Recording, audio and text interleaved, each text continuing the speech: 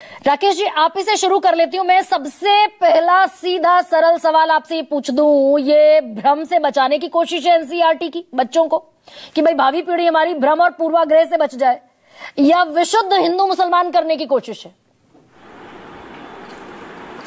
देखिए, यह जो कहा जाता है कि हिंदू मुसलमान किया जा रहा है, वह अवधारणा ही गलत है, नैरेटिव ही गलत है। मोहन भागवत जी ने क्या कहा कि इतिहास को पाश्चात्य दृष्टिकोण से पढ़ाया जा रहा है।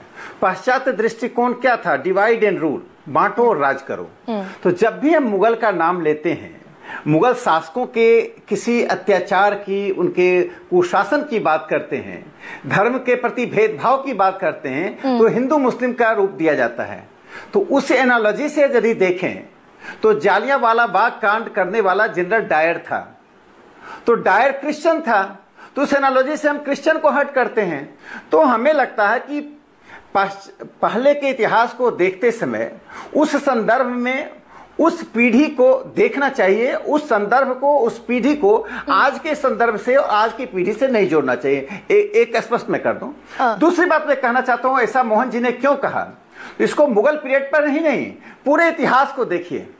ट्रांसफर ऑफ पावर, अब ट्रांसफर ऑफ पावर का जो पूरी दृष्टिकोण है, किताबें लिखी गई हैं, लेकिन जो किताबें टिटबिट में लिखी गई हैं और ट्रांसफर ऑफ पूरे पावर के पूरे डॉक्यूमेंट का अध्ययन, चाहे वो मार्क्सवादी करें या दक्षिणपंथी करें। उषा पटनायक ने एक काम किया है, वो मार्क्सवादी हैं, कि 49 ट्रिलियन डॉलर भारत का गया था, ब्रिटेन में गया था। तो सवाल ये मार्क्सवादी का और दक्षिणपंथी का नहीं है। मोहन भागवत जी का जोर इस बात पर है कि भारतीय दृष्टिकोण से अपने तथ्यों को हम देखें और छात्रों के सामने प्रस्तुत करें। सर, लेकिन उसी भारतीय दृष्टिकोण में भाई, उसी भारतीय दृष्टिकोण में अकबर ने 30,000 लोगों के नरसंहार का ऑर्डर दे दिया, और उसी अकबर के लिए राजा मानसिंह, हिंदू राजा, राजपूत राजा, हल्दी घाटी का युद्ध लड़ रहा था महाराणा प्रताप के खिलाफ। ये हम सुविधा से भूल जाते हैं क्योंकि इसमें हिंदू मुसलमान होना मुना की गुंजाइश नहीं है। नहीं, तो मैं बताता हूं। देखिए, किसी शासक का सामाजिक दर्शन क्या है, यह महत्वपूर्ण होता है। किसी भी शासन व्यवस्था में, किसी भी राजनीति में कौन किसका साथ देता है, वो देगा ही। कल मैं किसी का साथ दूं, परसों आप किसी का साथ दें, वो महत्व का एक सामान्य महत्व का है, लेकिन सबसे जो पहलू, केंद्रीय पहलू होता है, वह यह है कि उसका सामाजिक दर्शन क्या है। उसका सामाजिक दर्शन यह था कि हिंदुओं पर अत्याचार करो। जितने मुगल शासक थे, एक घटना का मैं जिक्र करना चाहता हूं, जिसका मैं बार बार जिक्र करता हूं, कि गुरु तेग बहादुर जी की हत्या यानी शहादत क्यों हुई थी? वो धर्म स्वातंत्र के लिए हुई थी। वो हिंदुओं की रक्षा, एक प्रश्न उठता है। संभवतः गुरु तेग बहादुर जी के पास किसी दूसरे धर्मावलंबी भी आते और कहते हमारे धर्म के कारण मुझे धर्म परिवर्तन के लिए बाध्य किया जा रहा है, तो गुरु तेग बहादुर उसके अधिकार के लिए खड़े होते।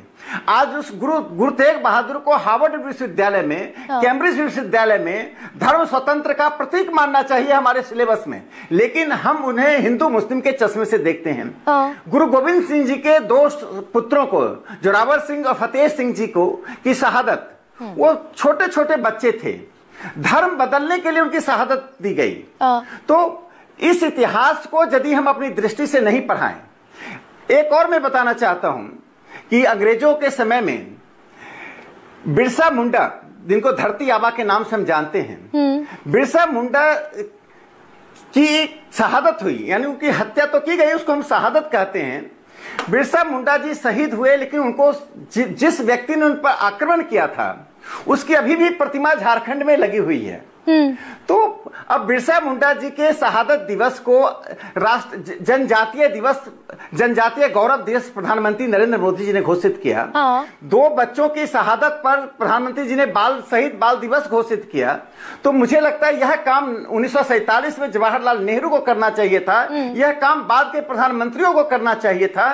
तो संभवतः राष्ट्रीय स्वयंसेवक संघ, हम अगर सारे मुसलमानों को, इतिहासकार, बिल्कुल, एक सेकेंड राकेश जी, हम अपने नजरिए से, अपने चश्मे में सारे मुगलों को, सारे मुसलमानों को पेंट कर देते हैं। भाई, 30,000 लोगों के नरसंहार का ऑर्डर दे दिया अकबर ने।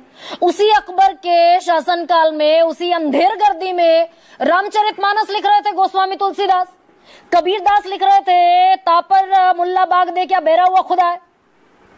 गोस्वामी तुलसीदास का तो जनेऊ नहीं उतारा गया? देखिए, मैं ये बता देता हूं, मुगलों की संख्या कम थी और हिंदुओं की संख्या अधिक थी। वो जाति करने की भी सीमा तय होती थी। उनके अपने अस्तित्व की भी चिंता थी। मैं तो इसीलिए कहा सामाजिक दर्शन क्या था। तो गोस्वामी तुलसीदास स्वांतः सुखाय के लिए रामचरितमानस लिख रहे थे, और जिस तरह के भक्ति काल में अनेक कवि हुए, अकेले तुलसीदास जी नहीं हुए। 11वीं शताब्दी, 12वीं शताब्दी, 13वीं सैकड़ों भक्ति कवि हुए। लेकिन समर्थ रामदास जी महाराष्ट्र में जिन्होंने दासबोध लिखा, वो प्रवचन के द्वारा और संगीत के द्वारा लोगों में राष्ट्रीय चेतना विकसित कर रहे थे। जो मैं कहना चाहता हूं यहां पर, छत्रपति शिवाजी को आपने एक रीजनल लीडर बनाकर रखा, एक मराठी नेतृत्व बनाकर रखा। महाराणा प्रताप को आपने एक राजपूत नेता बनाकर रखा। आपने वीर कुंवर सिंह जी को एक सामान्य शहीद बनाकर रखा। तो मेरे कहने का तात्पर्य है कि चाहे अंग्रेजों के काल का इतिहास हो या मुगलों के काल का इतिहास हो, नेहरूवादी, मार्क्सवादी और औपनिवेशिक इतिहासकारों ने मिलकर उस इतिहास को अभारतीय इतिहास बना दिया है। यानी आप ये कह रहे हैं राकेश जी, आप ये कह रहे हैं, एक सेकेंड, आप ये कह रहे हैं अकबर दुर्दांत था, बाबर भी उतना ही बेरहम क्रूर शासक था, औरंगजेब तो और ज्यादा हालत खराब थी, और फिर आते आते अगली डायनेस्टी में आगे आते आते तो इन्होंने हिंदुओं का समूल नाश इनका इकलौता विजन था। ये आप राकेश सिन्हा कह रहे हैं। देखिए, जो मार्क्सवादी इतिहासकार होते हैं बार बार अंग्रेजों के औरंगजेब के 2-4 घटनाएं बताएंगे, किस प्रकार से उन्होंने मंदिरों को नहीं बताऊंगी, मैं तो आपसे आपका विजन पूछ रही हूं। आप नहीं बताएंगे। जो मार्क्सवादी इतिहासकार होते हैं यही करते हैं। मैंने जो बात शुरू में कही, किसी भी शासक का सामाजिक दर्शन क्या है, उस सामाजिक दर्शन में धर्म स्वतंत्र है या नहीं है। धर्म स्वतंत्र होता तो जजिया टैक्स नहीं लगता, धर्म स्वतंत्र होता तो जबरन धर्म परिवर्तन नहीं किया जाता, धर्म स्वतंत्र होता तो दारा सिकों की हत्या नहीं की जाती। वो तो अपने भाई को मारा, उसने कारणों से नहीं हुई, अपने भाई को मार दिया। मैं कुछ और सवाल आपसे राकेश जी पूछ रही हूं। ना एक सेकंड, मेरे इस सवाल का जवाब दे दीजिए। औरंगजेब, बाबर, अकबर सब दुर्दांत, बेरहम, क्रूर शासक थे ना, ये पढ़ाना जरूरी है। तो इसमें दो राय क्या? देखिए, मैं ये बताना चाहता हूं कि यदि हम अपने इतिहास को सही दृष्टि से छात्रों को नहीं पढ़ाए और उसमें हम अपनी सेकुलरिज्म को डालने लगे, क्या औरंगजेब की क्रूरता का संबंध आज किसी गांव में पल रहे औरंगजेब से है क्या? मैं सैकड़ों ऐसे बच्चों का नाम जानता हूं जिनका नाम औरंगजेब और अकबर है। तो क्या उस औरंगजेब की क्रूरता का बदला हम उस औरंगजेब और अकबर से लेंगे? नहीं, तो ये औरंगजेब की क्रूरता का बदला टीपू सुल्तान से और हैदर अली से क्यों ले लिया फिर एनसीईआरटी ने? टीपू सुल्तान तो अंग्रेजों के खिलाफ युद्ध लड़े, अंग्रेजों के खिलाफ लोहा लिया, हैदर अली ने भी लिया। एंग्लो मैसूर युद्ध हुआ 4 दफा, उसको गायब कर दिया। ये कौन सा इतिहास पढ़ाना चाहते हैं हम? यानी मुसलमानों से, मुसलमान बिरादरी से द्वेष है ना। उनके सामाजिक दर्शन में महिलाओं के साथ जो व्यवहार हुआ, उनके सामाजिक दर्शन में जो धर्म परिवर्तन हुआ, उनके सामाजिक दर्शन में जो हिंदुओं को की क्रूरतापूर्ण हत्या हुई, क्या यह देश, जिस देश की ऐतिहासिक समुदाय हिंदू है, वह अपने ऊपर अत्याचार को, अपने धर्म परिवर्तन को, अपने महिलाओं के साथ ज्यादती को भूल जाए? जौहर प्रथा क्यों आई? जौहर का मैं समर्थन नहीं करता हूं। आखिर जौहर प्रथा इस देश में क्यों आई?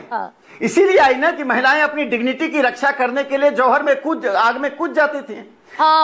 ठीक है, मैंने मान लिया। ये तो मेरी इस पर कोई डिबेट है ही नहीं। मैं तो ये कह रही हूं कि सेलेक्टिवली हम मुसलमान को तो देख लेते हैं, मानसिंह को भूल जाते हैं, अंग्रेज को भूल जाते हैं। रुचिका, ये दरअसल